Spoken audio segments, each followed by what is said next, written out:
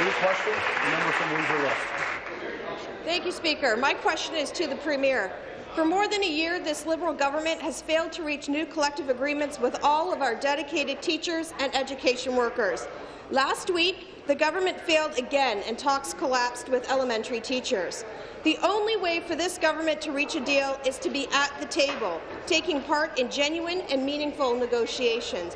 When will this Premier send her minister back to the bargaining table? Thank you, Premier.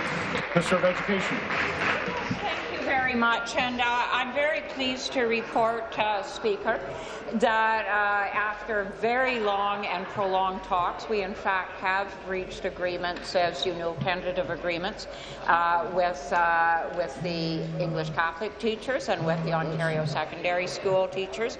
We are bargaining as we speak with the Francophone teachers, and I'm quite optimistic.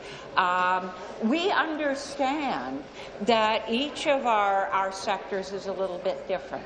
That the French sector is different from the English sector, that the public sector is different from the Catholic sector, that the secondary panel's different from the elementary panel. And for that reason, the conversations that we've had with each of our 4 unions, and I would like you to know that we've actually spent a lot of time with ETFO. Thank you. Supplementary. Thank you, Speaker.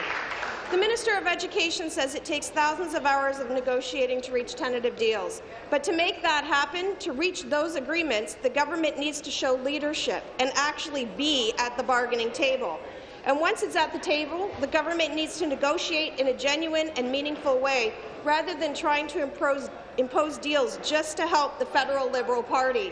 Why is the Premier refusing to get back to the bargaining table and get back to real negotiations? Minister. Yes, and Speaker, I have no idea where the notion has come from, raised by the NDP and the union, that this has anything to do with the federal government. The reason that we have put a complete package before the elementary teachers is because, in fact, they have been on strike since May 11th. And that has caused disruption to our students. Our students have not had their EQAO tests. They didn't get their report cards.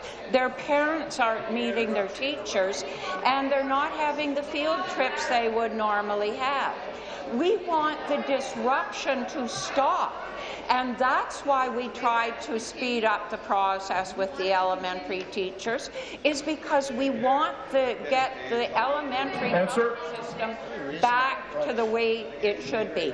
We are absolutely, Speaker, willing to talk about how to find a deal.